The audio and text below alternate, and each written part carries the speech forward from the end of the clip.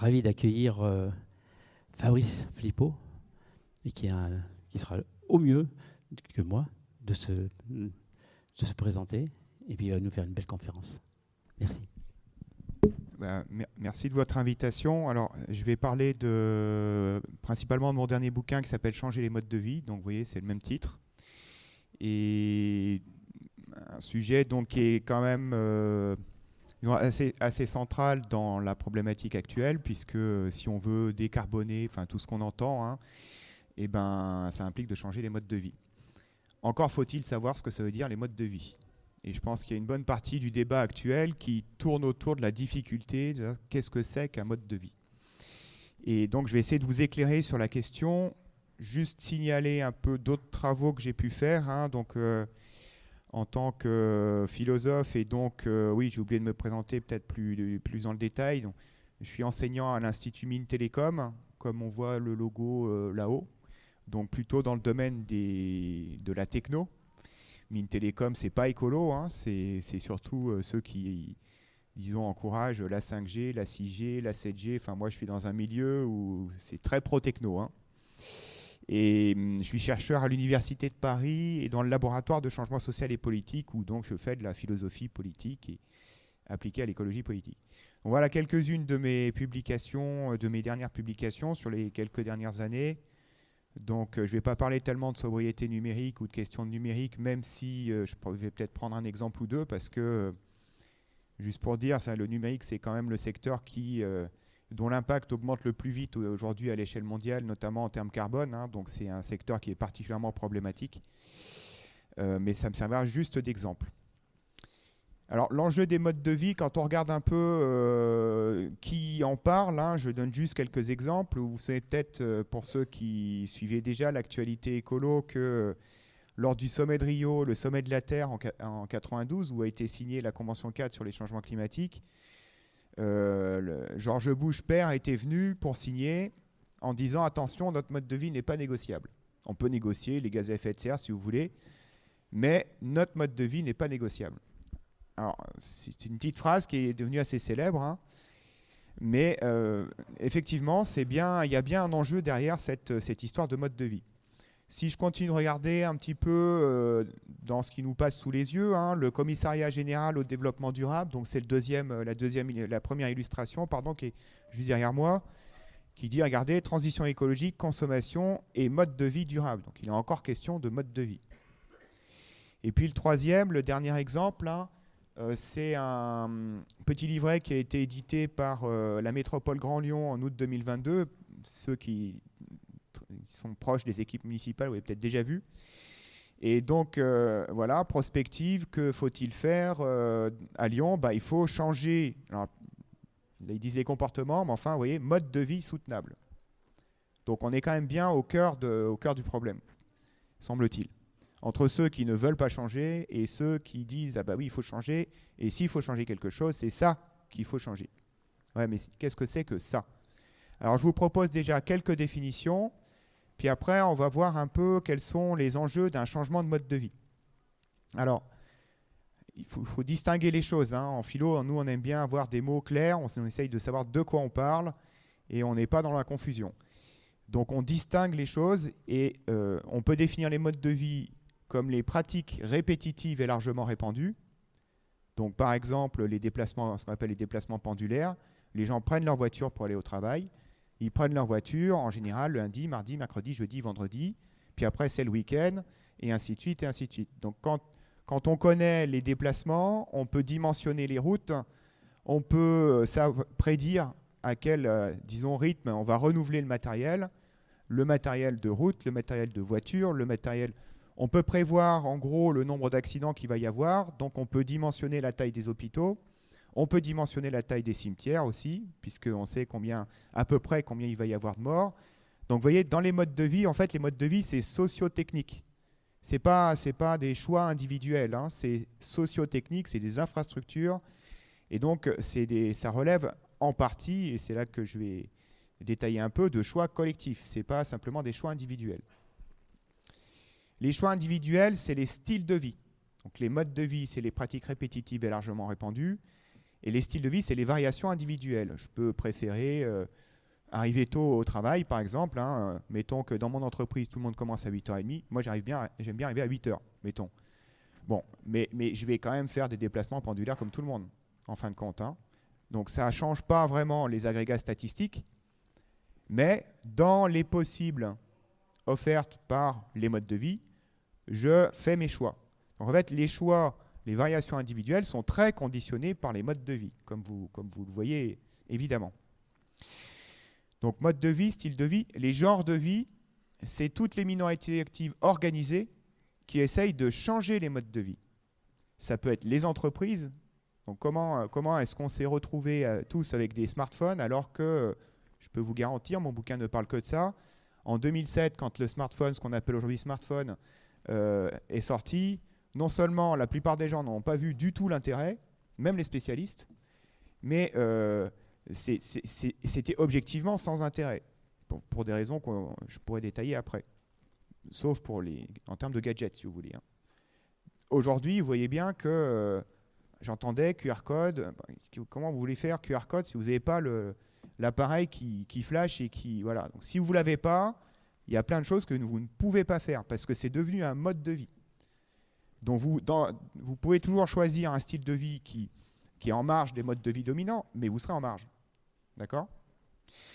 Donc, les entreprises, mais c'est aussi les associations. Des salons comme ça, l'objectif, c'est quand même de changer les modes de vie.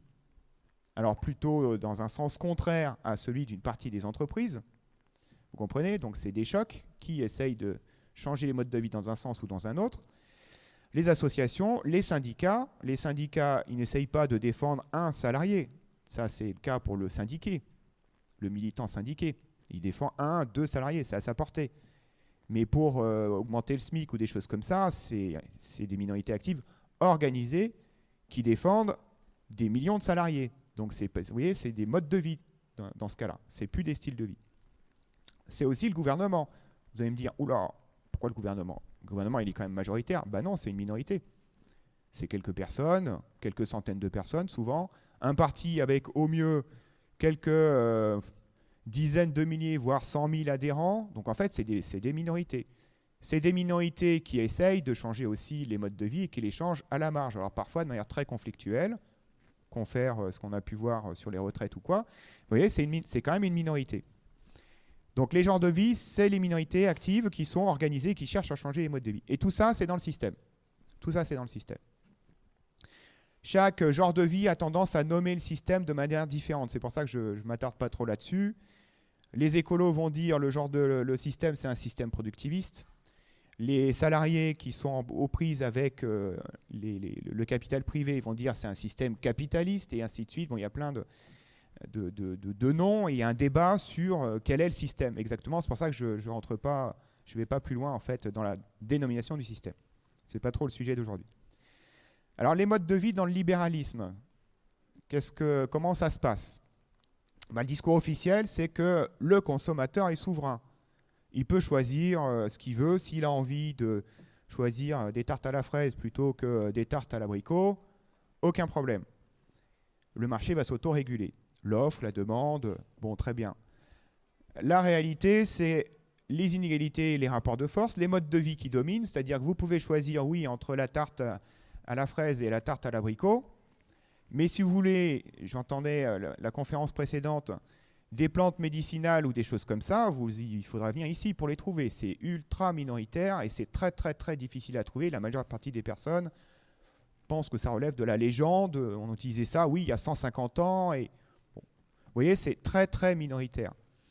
Donc, la réalité, c'est que le consommateur, il est souverain à l'intérieur de choix qui sont quand même très délimités, qui demeurent bien à l'intérieur des modes de vie. Vous pouvez choisir la couleur de votre téléphone portable, quelques options, mais vous en aurez un. Sinon, vous allez être très emmerdé. Donc la réalité, c'est des inégalités et des rapports de force. Des rapports de force, c'est-à-dire qu'en face, il y a des organisations, entreprises, gouvernements. Le consommateur, il est tout seul, il s'organise à peine avec ses voisins ou des choses comme ça. En tout cas, il a une force très atomisée. Et le fait d'être atomisé fait que le consommateur est manipulable. Parce que comme il ne sait pas tout, loin de là, en fait, il ne sait pas grand-chose, ceux qui essayent de changer les modes de vie. Eux, ils savent beaucoup plus sur le consommateur que ce que le consommateur sait de lui-même.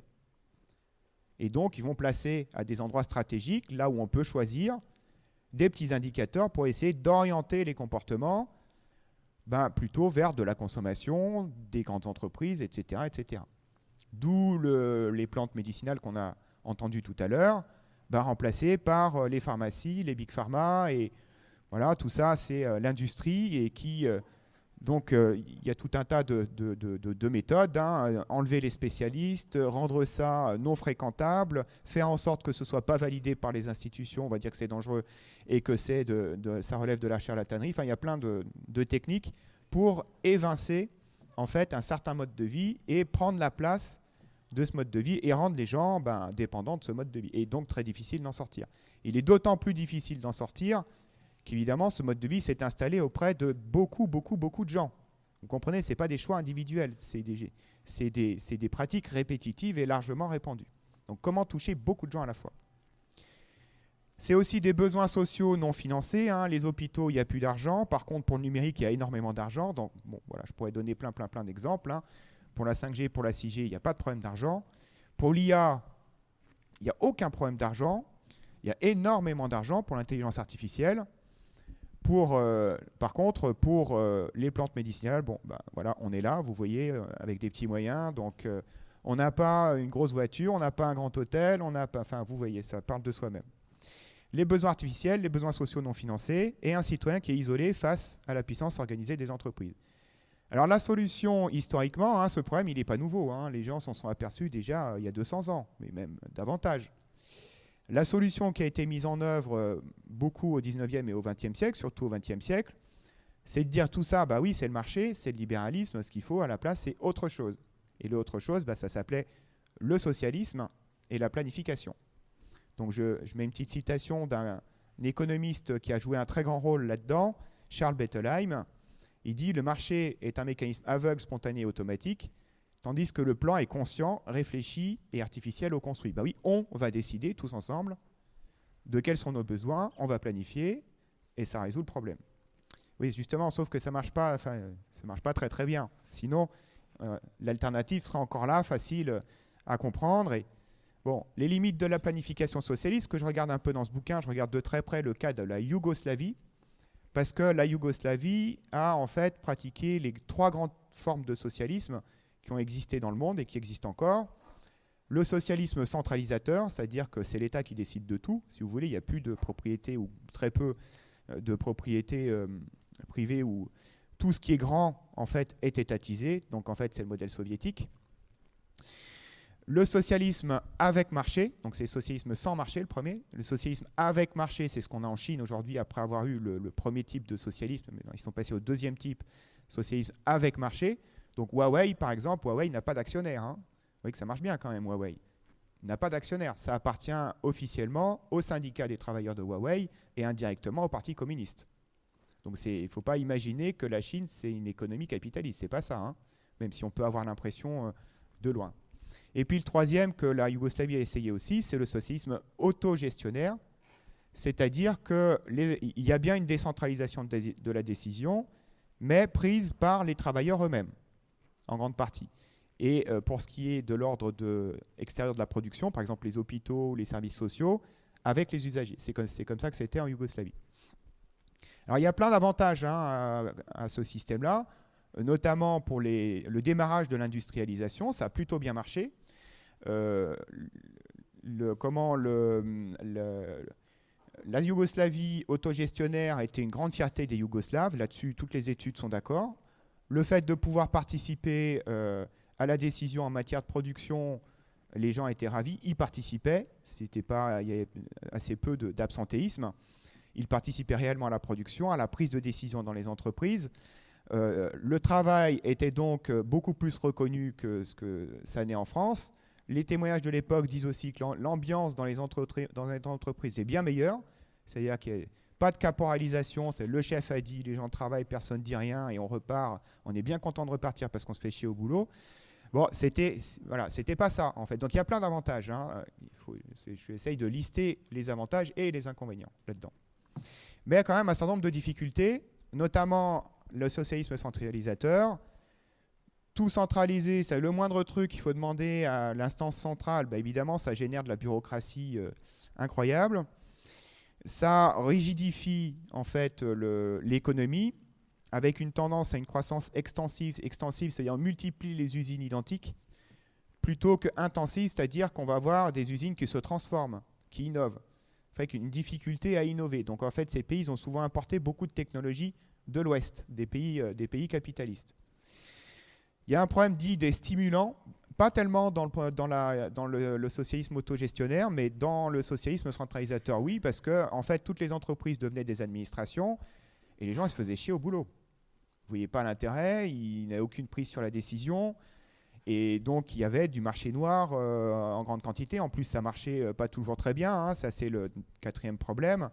Quand on mesure la production en tonnes, par exemple, pour faire des tonnes de clous, ça peut conduire à faire des clous qui sont très très lourds. Comme ça, on fait beaucoup de clous, beaucoup de tonnes de clous, mais des clous qui sont inutilisables.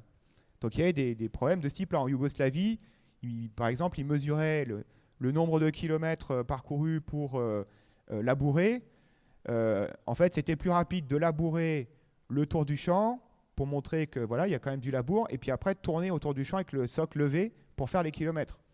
Bon, c'est sûr que, et à la fin, il touchait disons la rémunération à peu près comme prévu, puisque la rémunération était indépendante de la production. Donc bon, plein de problèmes. Alors, il y a beaucoup de problèmes dans les économies capitalistes aussi. Quand on mesure, on se dit que l'avantage n'est pas forcément, enfin, le plus avantageux n'est pas évident à déterminer. Une difficulté aussi à identifier les besoins, ce qui est quand même un problème puisque c'était l'avantage premier. Et puis en fait, planifier à l'avance, c'est juste pas possible. Donc en fait, les plans, ils étaient discutés, rediscutés, rediscutés. On mettait en première discussion, premier plan, remontée du terrain, rediscussion, et ainsi de suite, et ainsi de suite. Donc bon, en fait, on ne peut pas planifier tout à l'avance, loin de là. D'où vous voyez l'intérêt des modes de vie là-dedans, hein, puisque les modes de vie justement sont en partie prévisibles. Eux, ils ne fonctionnaient pas comme ça, ils essayaient de calculer les prix et les quantités sur un modèle d'économie libérale finalement, et faire des équations très très complexes pour savoir combien de tonnes de blé on avait besoin compte tenu de l'allocation des ressources qu'on avait dans tous les autres secteurs de l'économie. Vous imaginez le truc, c'était juste pas faisable, quoi. Alors que faire ? Il faudrait déjà distinguer en fait trois fonctions du marché et de l'argent. Si on veut contrôler les modes de vie, il faut distinguer comment l'économie joue un rôle sur ces modes de vie. Donc il y a trois sens du marché. Et les économies socialistes, comme elles ont un peu mélangé ces trois sens, elles n'ont pas souvent fait ce qu'elles pensaient faire. Le premier, c'est le marché comme circulation simple. C'est-à-dire le matin, vous allez acheter des croissants, il y a des croissants. Il y a X personnes qui font comme vous, qui vont acheter des croissants tous les matins, et au miracle, la boulangerie a le bon nombre de croissants à quelques croissants près. Au miracle. Pourquoi ? À cause des modes de vie, encore une fois.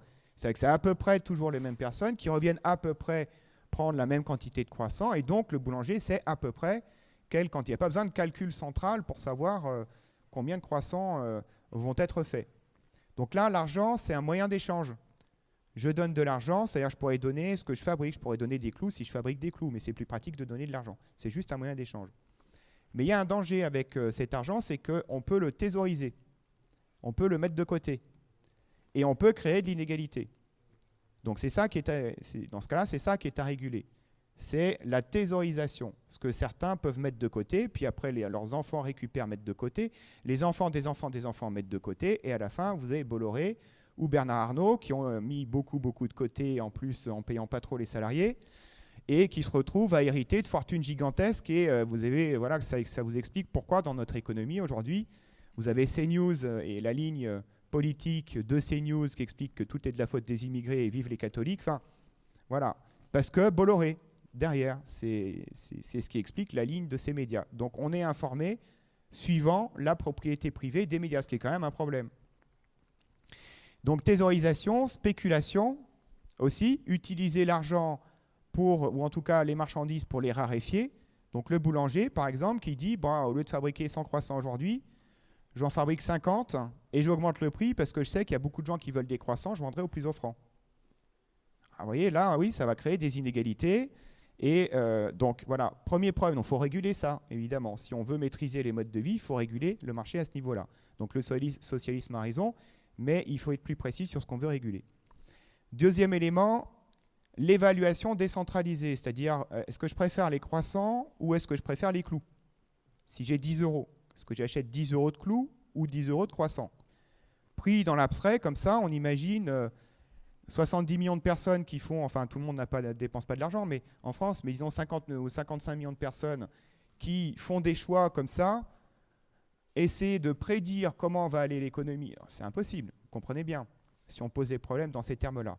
Si par contre, encore une fois, on regarde les modes de vie, on s'aperçoit que demain sera probablement à peu près comme hier. Il y aura des changements, mais demain sera quand même à peu près comme hier. Donc on simplifie beaucoup le système. On voit à peu près ce qui vaut plus qu'autre chose dans une économie, c'est-à-dire les gens préfèrent ceci par rapport à cela quand ils sont en situation de choix. On peut l'observer au niveau des modes de vie. Donc ce n'est pas des millions de décisions, c'est des agrégats statistiques, donc on comprend beaucoup mieux. Et là, le problème, c'est d'agréger les évaluations. C'est-à-dire quels sont les besoins sociaux, quels sont les besoins artificiels, comment on fait pour les identifier? Il faut agréger, c'est au niveau d'une société. Est-ce qu'on va investir plutôt dans les téléphones ou plutôt dans les hôpitaux, par exemple?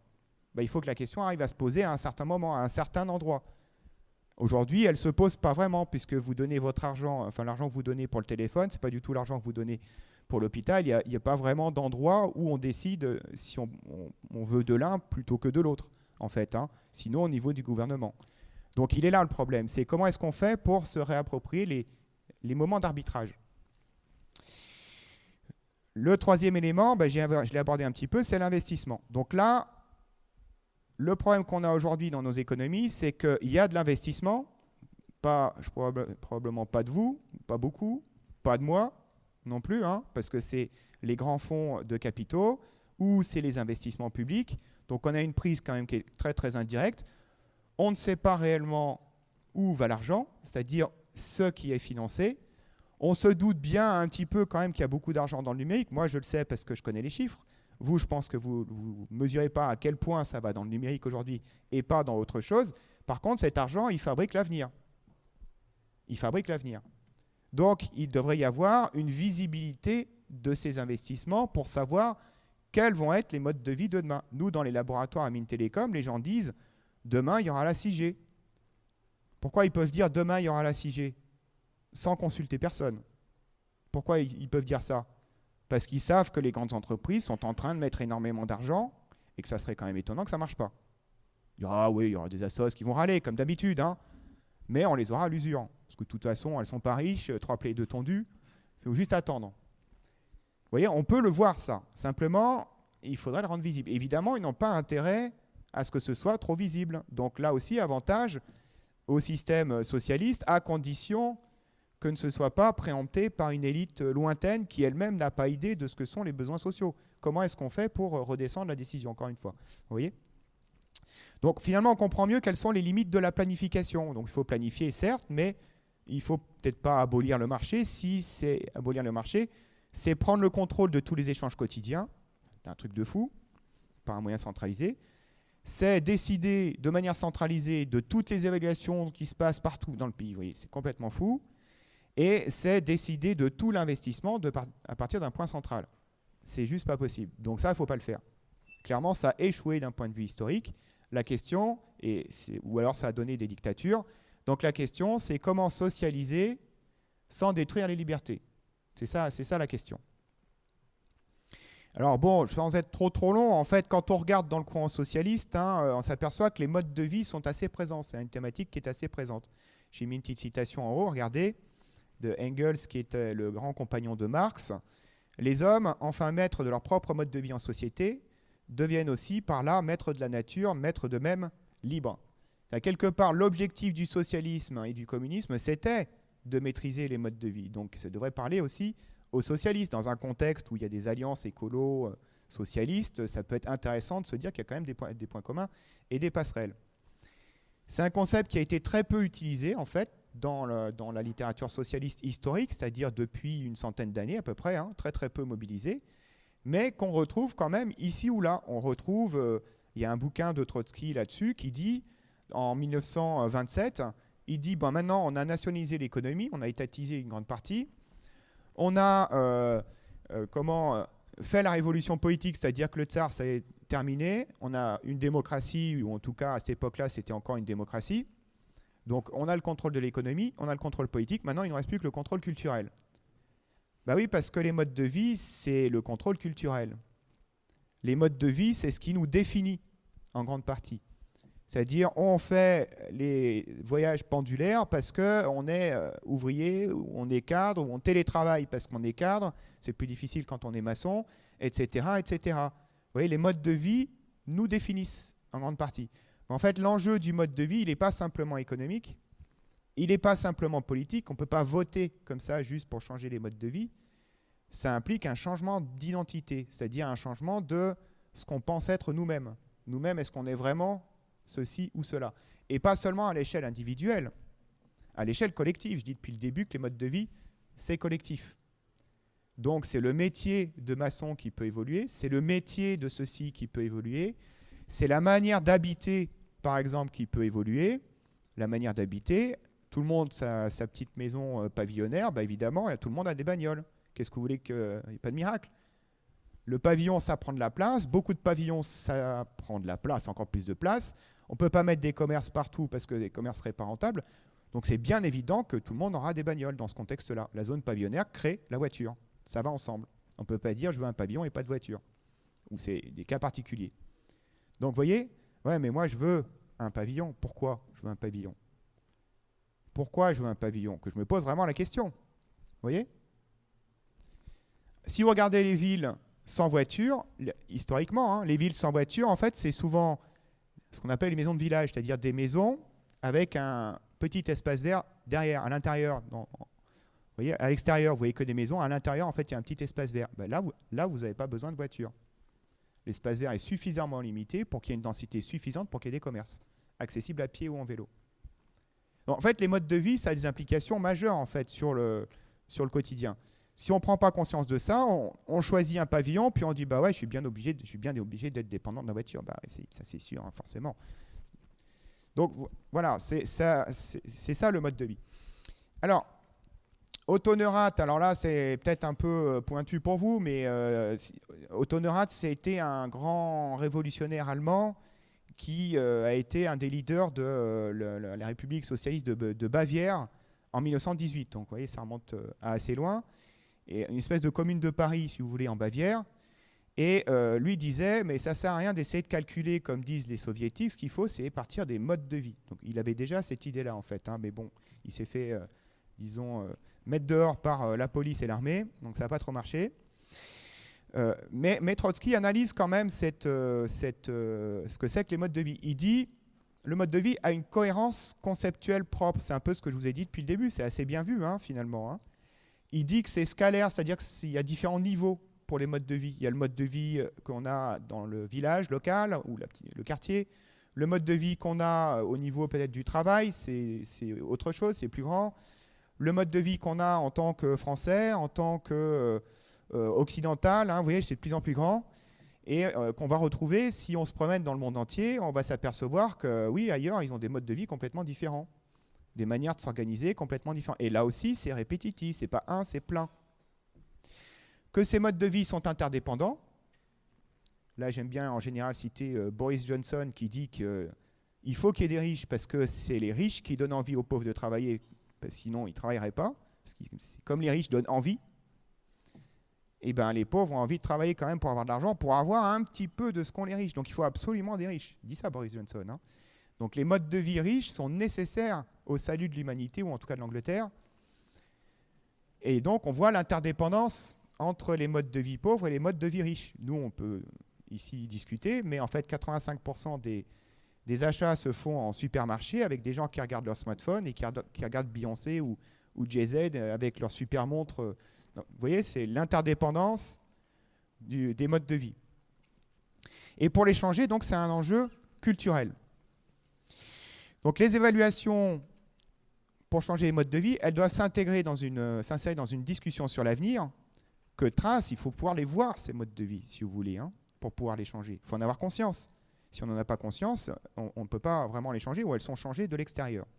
Si je résume un peu mon propos, le socialisme historique, l'État a eu tendance à monopoliser les genres de vie, c'est-à-dire tout changement de mode de vie venait de l'État. Si ce n'était pas l'État, c'était contre-révolutionnaire, et ça finissait au goulag. Je simplifie un peu, j'exagère.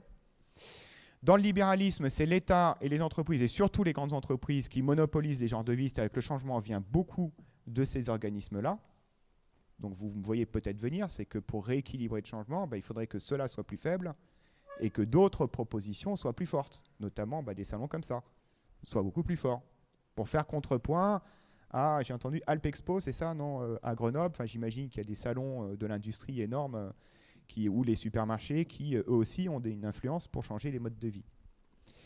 Alors, il ne faut jamais oublier aussi, à côté du libéralisme et du socialisme, le conservatisme. Le conservatisme, lui, il dit que c'est quand même d'actualité dans un pays comme la France. Hein, si vous regardez bien le programme des partis conservateurs, donc le plus connu étant le Rassemblement national, il dit que ce qu'il faut, c'est s'inscrire dans l'héritage. L'héritage un peu fantasmé, il faut quand même le dire, c'est-à-dire blanc, chrétien, et ainsi de suite. Les autres, c'est le danger. Donc, nécessité d'une autre solution que ces trois-là, par la maîtrise des modes de vie et de l'histoire. Je souligne, donc, par rapport au petit livre que j'ai évoqué de la métropole du Grand Lyon, les enjeux clés, c'est quoi? C'est les architectures de choix. Les architectures de choix, c'est le moment où on choisit, effectivement. Donc, par exemple, quand on achète une maison ou quand on signe un bail de location, on fait un vrai choix. Si à ce moment-là, on nous dit, quand j'achète un pavillon, oui, mais attention, vous allez dépendre dans la voiture, dans 30 ans, il n'y a plus de voiture, et votre voiture détruit la planète. Vous allez peut-être réfléchir avant d'acheter un pavillon. Au moment du choix. Après, c'est trop tard. Vous êtes dépendant du pavillon. Vous voyez? Donc l'architecture de choix, c'est au moment où on fait les choix. Et l'autre élément aussi, et ça c'est un peu la critique que j'ai par rapport à ce qu'a fait la ville de Lyon, c'est que l'enjeu premier, c'est l'intelligence collective. Il faut mettre les gens en capacité de choix. Alors que dans le petit manuel, là, ce qu'ils ont fait, c'est qu'ils ont envoyé des sociologues ou pris des travaux de sociologues qui les ont instruits sur les gens. Et ensuite, ils ont essayé de mettre en place des recettes sur le territoire lyonnais tirées des sociologues. Ouais, mais ça ne marche jamais en fait. Ça ne marche jamais parce que ce que disent les sociologues n'est que partiellement vrai.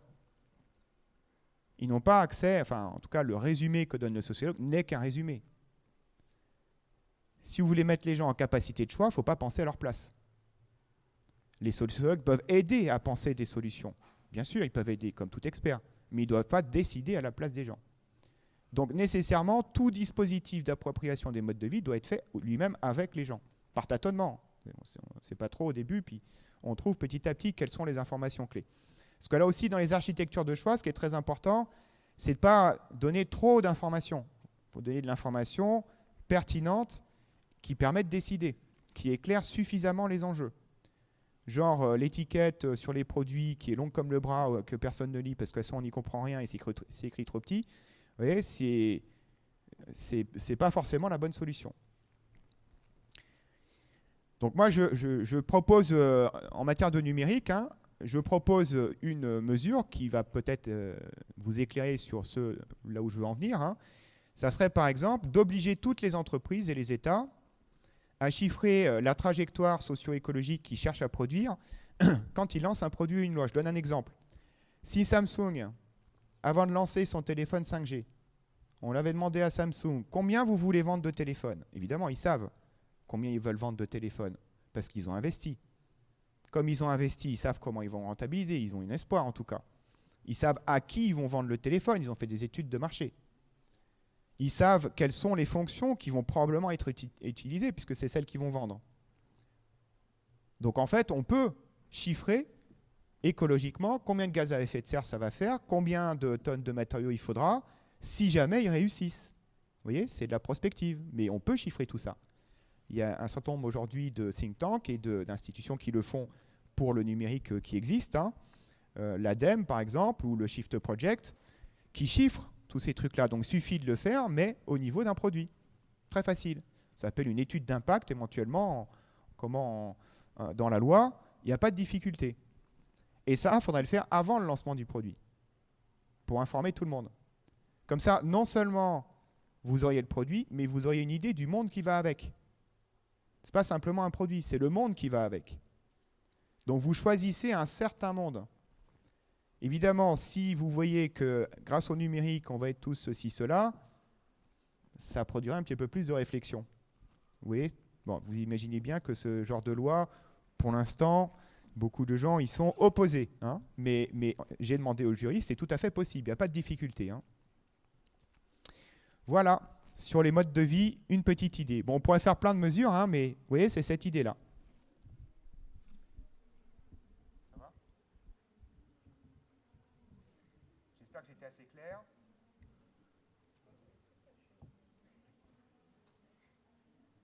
S'il y a des questions, je ne sais pas où est la personne qui a le micro et des questions, du coup. Il est parti. Il est parti. Bah, vous pouvez parler fort aussi ou venir au micro. Ça marche, ah oui, ça marche. Ah, super, merci. Voilà. Qui c'est qui avait une question ? Madame. Oui, il y a de ça une dizaine d'années, j'avais assisté à une conférence un peu identique donnée par un groupe qui s'appelle Nouvelle Donne et qui disait à peu près la même chose. Et c'était il y a de ça déjà 10 ans. Et le temps passe. Et que se passe-t-il ? Alors, comme je ne suis pas spécialisé parti politique, j'ai pas de réponse évidente. Donc, je ne sais pas ce que fait Nouvelle Donne. Non, mais peu importe. Oh, ils ont un peu abandonné. Ils Ouais. ont un peu abandonné. Ils se sont fait un peu manger. Et voilà. Ouais, Mais je peu connais pas importe. l'histoire de- C'était les questions étaient déjà posées il y a de ça un certain temps. Et rien ne change. Et je voudrais avoir votre avis là-dessus. Alors moi j'ai quand même l'impression que si on regarde, en tout cas dans la littérature, les bouquins qui sortent ou des choses comme ça, j'ai quand même l'impression que ça change. Au sens où les questions... Enfin, pendant longtemps, le socialisme était un peu la planification et aujourd'hui, après c'est devenu l'infréquentable, c'est-à-dire qu'on ne voulait pas nécessairement en parler. Il y a des bouquins qui ressortent sur la planification et qui essayent de tirer quand même un certain bilan des planifications passées et pas simplement invoquer la planification. Maintenant, ils tâtonnent un peu avec conférences de citoyens ou des choses comme ça, c'est-à-dire mettre de la participation, oui, mais où ? Et il me semble que l'erreur, elle est un peu justement de ne pas mettre l'accent sur les modes de vie et à partir de modes de vie, voir où se prennent les décisions. Parce que il y a eu une conférence de citoyens sur le changement climatique et avec des recommandations, et très bien, sauf que c'est quand même que 15 citoyens ou 20 à la fin, ou même s'ils sont 200 au début. Et la conférence de citoyens, c'est pas un endroit où on décide au quotidien. Donc ça peut être des bonnes idées comme ça, mais ça reste une toute petite partie de citoyens qui est engagé, qui a été formé, qui a plus la même perception du monde, et les autres, en fait, ils en sont à peu près au même point. Donc même si ça peut légitimer telle ou telle, je dirais, mesure, ou dire que si tout le monde était formé comme eux, on aboutirait probablement au même genre d'aspiration, oui, ça veut dire qu'il y a quand même une difficulté. C'est que sans ce processus, les citoyens restent à une connaissance un peu lointaine des enjeux, et on le voit dans toutes les études sur le changement climatique. Les gens ont conscience qu'il y a un risque, qu'il y a un problème. Les gens savent que c'est grave. En général, ils savent que ça a à voir avec les gaz à effet de serre, mais ils ne savent pas vraiment où sont les gaz à effet de serre et pas très bien où sont les solutions pour les réduire. Et c'est bien là le point clé. Donc l'information, il faut qu'elle soit au moment qu'elle soit disponible et socialisée au moment où les choix sont faits. Donc par exemple, je sais pas, dans les magasins de bricolage, pour les téléphones portables, par exemple, un bon endroit, on voit très bien la difficulté. Les parents sont face à leurs gamins qui sont tous sur les réseaux. Chaque parent isolé face à son gamin lutte et se fâche et s'épuise parce qu'ils ont de l'énergie. Et alors qu'en fait, le bon échelon de décision, ça serait peut-être le collège ou le lycée, pas simplement une interdiction, mais une socialisation. C'est-à-dire une réflexion sur ce mode de vie-là chez les jeunes, avec les jeunes et les parents. Ça pourrait se jouer au niveau de l'école. C'est peut-être le bon niveau pour cette socialisation. Parce qu'à chaque fois, il faut socialiser. Socialiser, ça veut dire mettre en commun et pas être tout seul. On voit bien aussi, je donne un autre exemple, il est peut-être plus facile si on veut passer à, je sais pas, si on a une alimentation un peu standard, supermarché, on veut passer une alimentation végétarienne. C'est beaucoup plus facile de se rapprocher de gens qui sont déjà végétariens que d'essayer tout seul dans son coin, regarder les tutos et les machins. Non, on socialise, on va se rapprocher de réseaux, d'autres modes de vie. Et on va basculer petit à petit d'un mode de vie à un autre mode de vie. Parfois, c'est plus facile qu'il y ait un effet de seuil, si vous voulez. C'est-à-dire qu'on bascule d'un coup de manière assez forte, on fait un grand choix, plutôt que des petits changements et de manière isolée qui, en fait, où on va s'épuiser un peu rapidement. Donc, il y a tout un tas de choses comme ça, mais ce qui manquerait, c'est aussi un... Pareil. J'ai pas vu Nouvelle Donne demander des programmes de recherche, par exemple, sur les modes de vie dans ce sens-là. Le CREDOC, aujourd'hui, qui est l'agence française qui s'occupe de l'étude des modes de vie, étudie les modes de vie pour les entreprises, en gros. C'est-à-dire que ce n'est pas du tout pour mettre les gens en capacité de décider. C'est pour voir s'ils ont besoin plus de téléphones comme ci ou de machin comme ça. Et ça profite surtout aux entreprises. C'est une espèce d'agence marketing, finalement. Ce n'est pas de ça dont on aurait besoin. J'ai pas vu Nouvelle Donne, moi je connais pas très bien leur programme, mais je les ai pas vus, disons, défendre ce point de vue-là. Il y a peut-être des points communs, je dis pas, mais... Combien de temps on a pour la question ? Alors il m'a dit jusqu'à 16h, je crois. Ouais, on a le temps. Ok. Il est 27. Ok. Une autre question, madame. Bonjour, est-ce que vous pouvez nous parler de l'impact du numérique sur le changement climatique ? Moi, je suis un peu saturée qu'on m'impose toujours un téléphone pour faire ci, un téléphone pour faire ça. Donc maintenant, je dis non. Les gens ouvrent de grands yeux. Je dis, non, j'en veux pas, je peux pas, je sais pas faire. Et comment... parce que je pense que c'est quand même... beaucoup de personnes vivent avec leur téléphone. Moi, je peux plus supporter ça. Et je pense qu'au niveau climat, ça a un gros impact. Et il serait peut-être bon de le crier haut et fort pour qu'on arrête un peu tout ça. Oui, alors c'est un autre sujet celui-là, mais oui, effectivement. Aujourd'hui, le numérique, c'est plus de gaz à effet de serre que l'aviation à l'échelle mondiale, pour donner un ordre de grandeur. Et ça augmente de 8% par an. Pour donner une idée. Les derniers chiffres que j'ai vus, parce que je travaillais là-dessus en venant, c'est qu'avec l'IA, Google a augmenté de 50% quasiment ses émissions de gaz à effet de serre. Parce que l'IA, ça consomme énormément, parce qu'il toujours le même principe, c'est plus ça brasse de données, plus il y a de calculs, et plus il faut l'énergie, fatalement. Ça crée un problème aussi. Alors on va dire, ouais, mais on va faire de l'énergie décarbonée. Mais d'ailleurs, c'est ce qu'ils font, les grands du numérique aujourd'hui. Ils essayent, aux États-Unis notamment, ils essayent d'acheter en renouvelable, en énergie renouvelable. C'est sans doute pour ça que Trump les déteste, puisqu'il est pro-charbon. Mais c'est un levier assez important aux États-Unis de déploiement de capacités renouvelables. Le problème, c'est que ça consomme quand même de plus en plus d'énergie et que cette énergie renouvelable, elle est demandée aussi par les autres secteurs.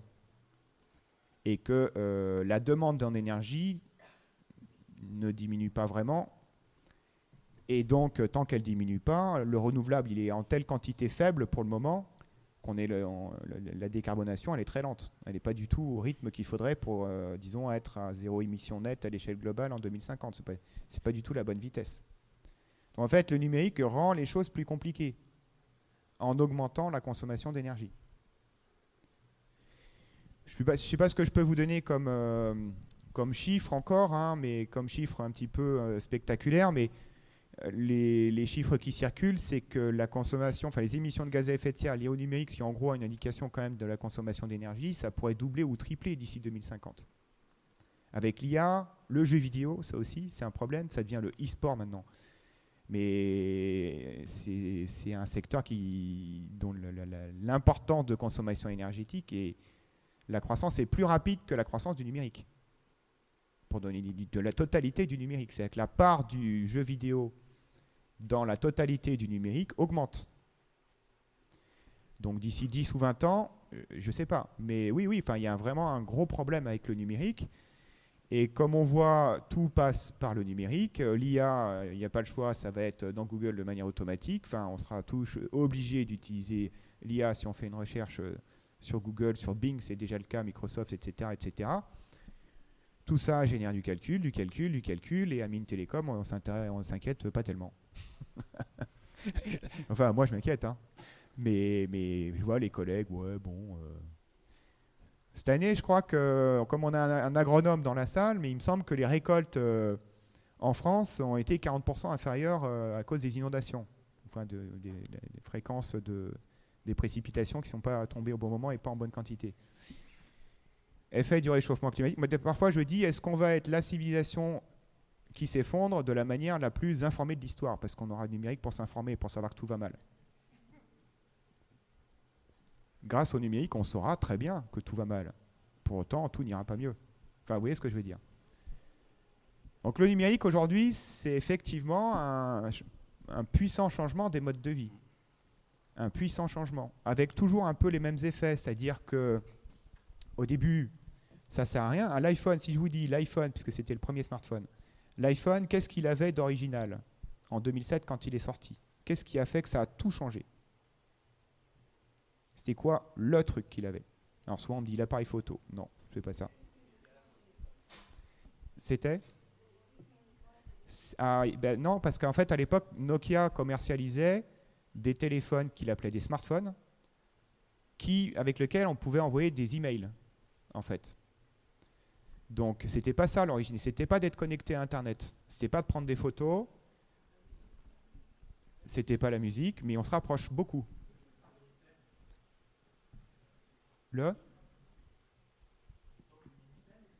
Non. Bon, je raccourcis l'attente. Hein. C'est les applications.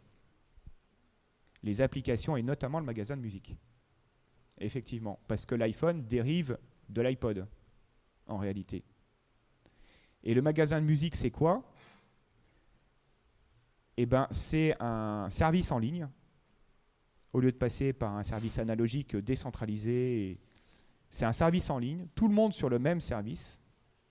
Et les applications, c'est tout la même logique. Et plus il y a de monde qui est sur ce service, mieux ça marche. Ce qu'on appelle l'effet de réseau. L'effet de réseau, c'est plus de gens utilisent tel ou tel truc, plus il est facile et moins cher de l'utiliser. Pour tout un tas de raisons. Hein. Vous regardez pour le vélo, par exemple, le vélo à Paris. Quand on était 3 plaies et 2 tondus à faire du vélo, personne n'avait envie de faire de vélo. Parce que les voitures trouvaient qu'est-ce que c'est que ces vélos et ainsi de suite. Il n'y avait pas de réparateur. Vous laissiez votre vélo dans la rue, il se faisait voler, et ainsi de suite, et ainsi de suite. Aujourd'hui, il y a plein de vélos.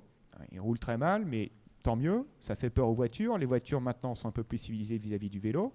Il y a plein de réparateurs. On se fait toujours voler les vélos, ça c'est vrai.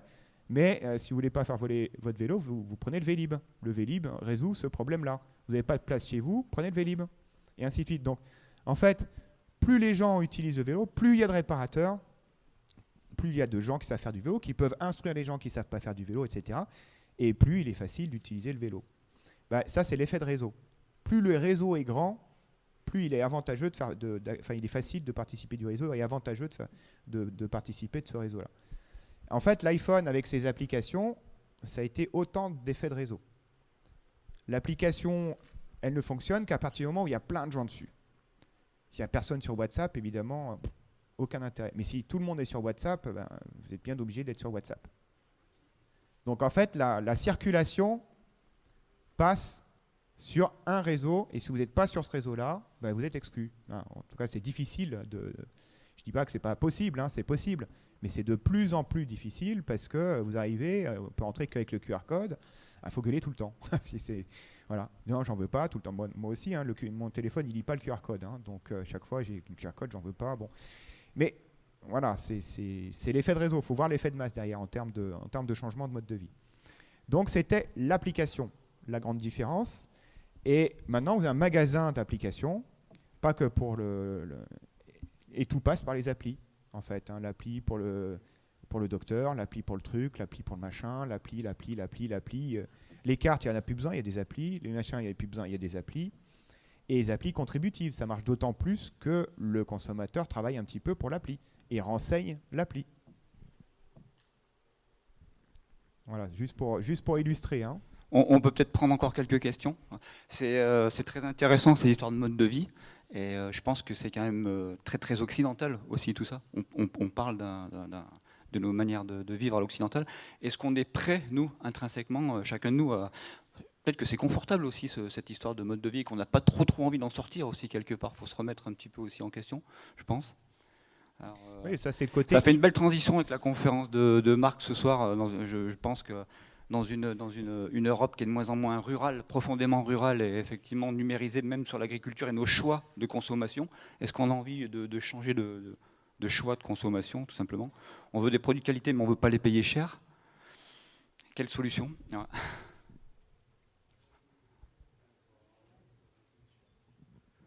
Vous disiez tout à l'heure, il faudrait associer le produit au monde qu'il représente. Et il m'a semblé que vous disiez ça au niveau individuel, pour que chaque individu puisse prendre sa décision en connaissance de cause.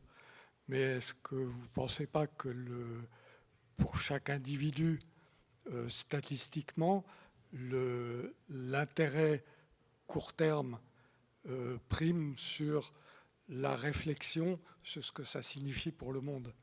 Et du coup, est-ce que votre proposition a un intérêt, à moins d'être reprise à un échelon supérieur, comme vous disiez à madame qui a posé la question en premier, au niveau des écoles ou à un autre niveau? Ce qu'il faut, c'est bien identifier quel est le moment où se fait le choix. Et le choix individuel, certes, mais répétitif. C'est-à-dire, comme vous avez dit, c'est l'individu statistique qui intéresse. C'est pas le style de vie. Il ne faut pas que ça relève du style de vie. Il faut que ça relève vraiment du mode de vie. Je remets les définitions de départ. Hein. Hop, si j'y arrive. Voilà. Donc, ce n'est pas les variations individuelles qui nous intéressent. D'ailleurs, s'attaquer aux variations individuelles, souvent, les gens comprennent ça comme s'attaquer à leur liberté. Et ils ont bien raison, d'ailleurs. Les variations individuelles doivent demeurer libres à l'échelle individuelle. Ce qui doit être visé, c'est les modes de vie, c'est-à-dire les pratiques répétitives et largement répandues, en tant qu'elles font problème. Alors, effectivement, moi, je fais une proposition en tant que moi-même Fabrice Flippo, et je pense que ça fait problème de manière répétitive à beaucoup de gens, mais c'est incertain. C'est-à-dire que je n'ai pas vérifié auprès de beaucoup de gens si effectivement ça fait problème, et si on faisait ça réellement, ça donnerait ce que je pense que ça donnerait. Je suis d'accord avec vous, c'est un peu de la politique fiction. Hein. Maintenant, si on réfléchit, qu'on regarde autour de nous, qu'on regarde, même sans regarder les travaux de sociaux et tout, on voit que la part de l'intérêt personnel dans les décisions que les uns et les autres prennent, ouais, il est toujours présent, mais en général, il y a autre chose, il n'y a pas que ça. C'est-à-dire que quand on demande la justification, pourquoi vous travaillez, pourquoi vous construisez une maison, bah, c'est souvent pour les enfants, c'est pour... Enfin, c'est pas juste pour soi, c'est vraiment rare comme réponse, en fait. Donc les gens ont d'une manière générale une vision plutôt large, en réalité, mais souvent désinformée et biaisée, et c'est ça qui est utilisé par les entreprises ou ceux qui veulent changer les modes de vie à l'insu de leur plein gré, quoi. Hein. C'est ça, d'une part. Et d'autre part, les expériences qui sont menées, j'ai cité la conférence de citoyens, mais il y en a d'autres, d'apporter les éléments d'information et tout, ben on voit que les gens, effectivement, changent. Effectivement. Donc, même s'il n'y a pas de garantie, et là, quand j'entendais, on est en Occident et tout, oui, effectivement, quand on est en train de se dire, on a trop de numérique, il y a plein d'endroits dans le monde où il dit le nu quoi? Mais nous, on n'en a pas du tout de numérique. Donc, ça ne va pas être forcément le même genre de problématique. C'est vrai pour tout, hein, enfin, pour plein d'autres questions. Hein. Donc, il n'y a pas de garantie, mais en même temps, ce n'est pas complètement contre-intuitif par rapport à ce qu'on peut observer nous-mêmes ou au travers de la littérature scientifique. On a le temps pour 2-3 questions encore, c'est possible? Oui.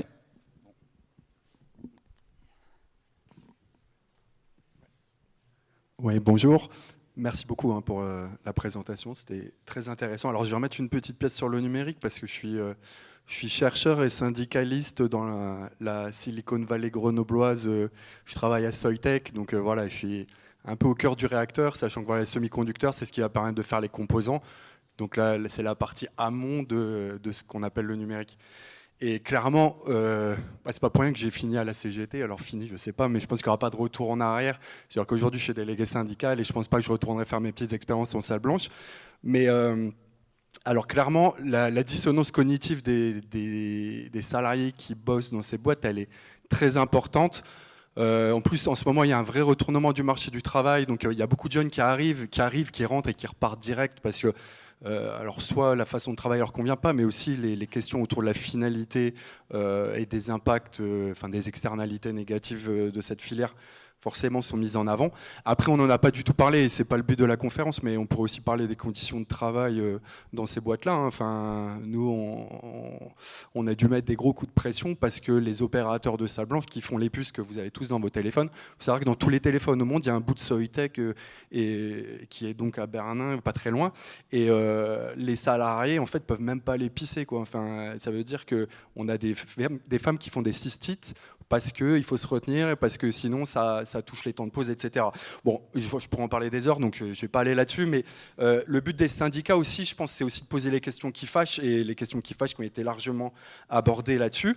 Et après, on a un rôle différent de ce qui peut arriver, enfin ce qui peut exister, ce qui peut être mis en place, comme je pense au collectif Stop Micro, qui aujourd'hui clairement met le doigt là où ça fait mal, hein, sur la pression hydrique des sites de ST Soitec. Il n'y a pas que ça, hein, il y a aussi toutes les dérogations qui sont accordées sur tout ce qui est artificialisation des sols. Aujourd'hui, on parle de 11 hectares de terres agricoles qui pourraient basculer pour Soitec. Et donc, clairement, on doit, nous, en tant que syndicalistes, à l'intérieur, enfin, en tant que syndicalistes syndiqués et même salariés, hein, on n'a pas besoin d'avoir sa carte à la CGT pour être actif sur ces mouvements-là, poser les bonnes questions, et éventuellement, on peut être dans la boîte et refuser une extension de site. Et c'est là où il y a une dissonance cognitive, clairement, parce que voilà, on peut se dire, ouais, ben moi, c'est mon gagne-pain. Voilà, je veux bien m'intéresser à d'autres questions, mais celle-ci est un peu trop compliquée. Mais en fait, et c'est là où c'est compliqué. Le numérique, il y a une explosion, effectivement. Enfin, c'est tous les 10 ans, on va doubler l'impact au niveau gaz à effet de serre parce qu'il y a une obésité numérique. Et l'obésité numérique, elle est clairement tirée par les loisirs. Parce que la question qui doit être posée, c'est est-ce on va faire un retour complet en arrière, qui est plutôt la position Stop Micro, qui n'est pas forcément la position qu'on peut avoir nous, au niveau syndical dans la boîte, même si on essaye vraiment d'être critique. Après, je pense que sur les usages, on pourrait faire des choses, mais il faudrait des interventions. Donc, il faudrait intervention de l'État, conditionner les aides, ce qui n'est pas du tout fait. Et effectivement, ce ne doit pas être les technologies qui vont créer le besoin, enfin, qui vont créer le besoin, créer la demande. Mais à l'inverse, on pourrait se poser la question de ce qui doit être utile. Et ce que vous avez dit tout à l'heure était ouais, là, j'en ai pour une minute là. Par rapport à ce que vous disiez sur Samsung. C'est pas pour rien que vous avez dit Samsung. Après, je vous souhaite bien du courage d'aller poser la question en Corée du Sud, parce qu'en l'occurrence, les syndicats, les nouvelles qu'on a des syndicats ici là-bas, c'est qu'ils se font. Le dernier, il s'est immolé au milieu des open space à Samsung. Donc, ça va être compliqué de leur poser la question et qu'eux se disent ouais, on va vendre un peu moins de téléphones à cause de l'empreinte environnementale. Donc, ça pose la question de la souveraineté et d'avoir la main sur le numérique. Et pour avoir la main sur le numérique, et c'est là la question qui est dure, hein, est-ce qu'on doit avoir des fabs, enfin des usines? Une usine, c'est 15 milliards d'euros, hein, à l'heure où on n'a pas de profs, pas d'hôpitaux. Donc la question, elle est posée. Et donc, ça pose plein de questions politiques. Et donc, j'en finirai là-dessus, c'est tous les débats démocratiques qui doivent être imposés de force à ces multinationales, et nos hommes politiques font pas vraiment le boulot, hein, parce qu'ils se réveillent au dernier moment, les débats n'ont pas lieu, et derrière, comme vous l'avez dit, ça passe en force, et les citoyens, en l'occurrence, c'est pas aux salariés de Soitec de décider ce qui est bon pour la société, il faudrait que tout le monde ait son mot à dire et que les décisions soient prises par le bas, et j'en finirai là-dessus, parce que vous avez parlé de la Yougoslavie, qui est un très bon modèle sur l'autogestion, et si ça pouvait rentrer dans les entreprises en France, quelle que soit la filière, ce serait très bien.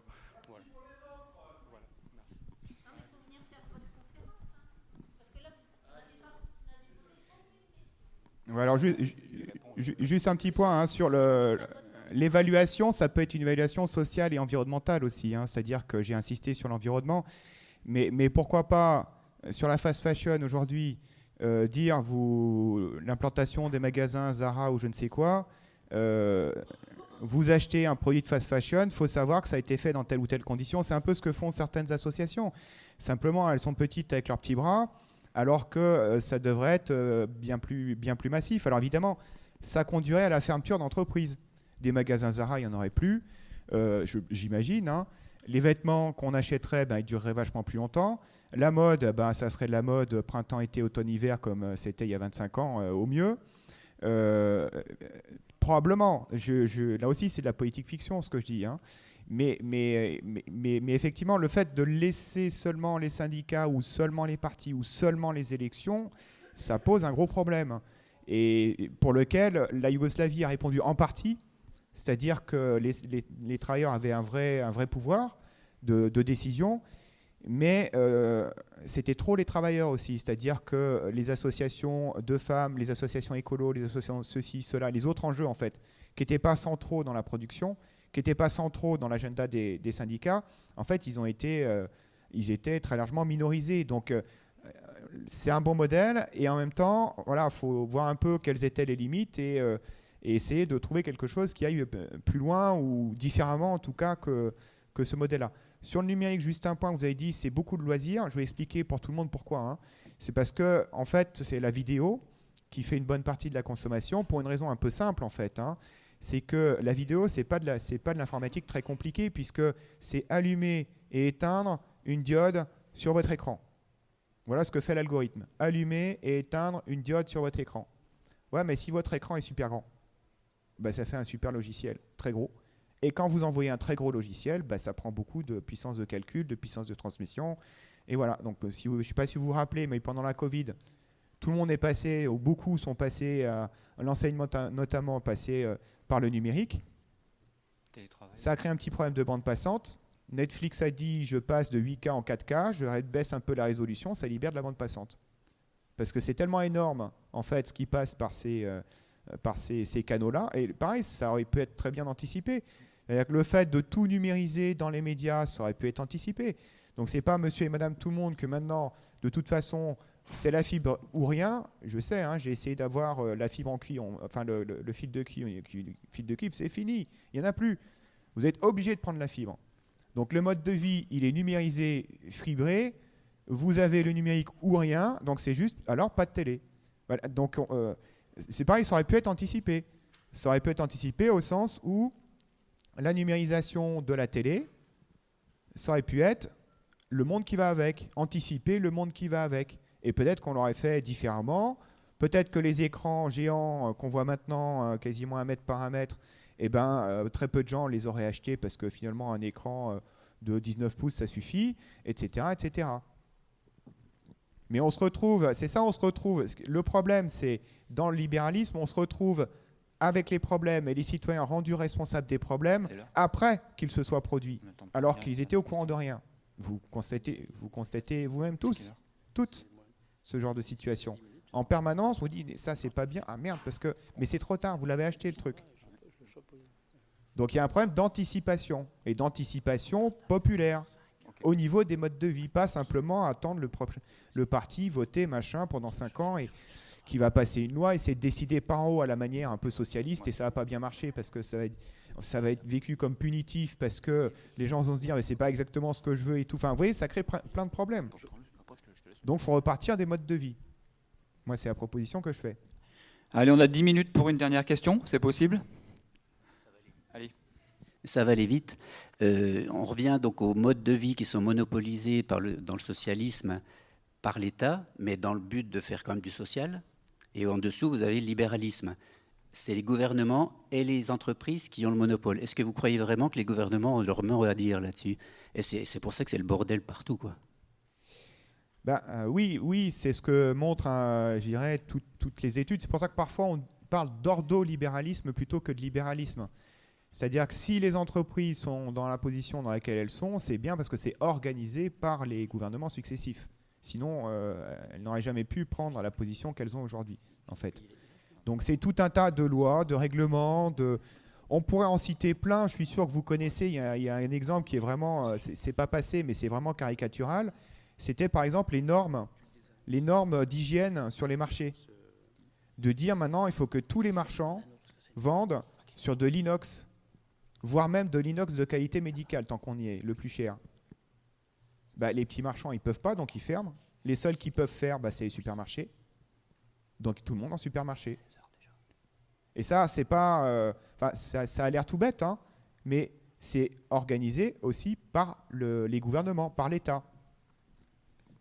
Donc il y a une intrication, hein, qui est très forte en fait entre les services étatiques et les entreprises. On ne peut pas changer l'un sans changer l'autre en fait. C'est pas simplement les entreprises qui toutes seules. Les entreprises, non. Et alors il y a un autre exemple juste pour illustrer, hein, ce que je dis, hein, puisque je vois qu'il y a des choses sur le nucléaire là-bas à l'entrée. Aucune entreprise privée ne se risquerait dans le nucléaire s'il n'y avait pas la garantie d'État. Aucune. Zéro. Au niveau de l'assurance notamment. C'est-à-dire que s'il y a un dégât en France, hein, s'il y a un dégât, un opérateur nucléaire qui fait un dégât de plus de 700 millions d'euros, c'est l'État qui paye. Plus de 700 millions d'euros. Fukushima, c'est 10 milliards. Donc moi, si le risque, on diminue mon risque de 99% grâce à l'État, on comprend que les gens, ils se sentent un peu plus à l'aise, quoi, hein. Donc en fait, il y a beaucoup de choses comme ça où quand on regarde de près, les entreprises ne le font que parce que la réglementation et ainsi de suite a été mise en place pour que ce soit possible par les gouvernements successifs. Donc c'est pour ça que je dis c'est État et entreprises qui monopolisent les genres de vie. Je ne sais pas si c'est plus clair. Ok, donc, ce qu'on a vu ces dernières années, ce n'est pas un retrait de l'État, si vous voulez, c'est un changement de nature de l'État, plutôt. De telle manière à ce que certains services à but lucratif soient favorisés par rapport à d'autres services qui étaient beaucoup moins à but lucratif. Je simplifie beaucoup, hein. C'est bon. Eh ben, merci Fabrice pour cette belle conférence. Dans la tradition du Festival de l'Albinque, que des conférences hyper intéressantes, hyper intéressantes. On va continuer, on va prendre une petite pause et puis on va continuer avec la conférence de Didier Bloch qui va venir.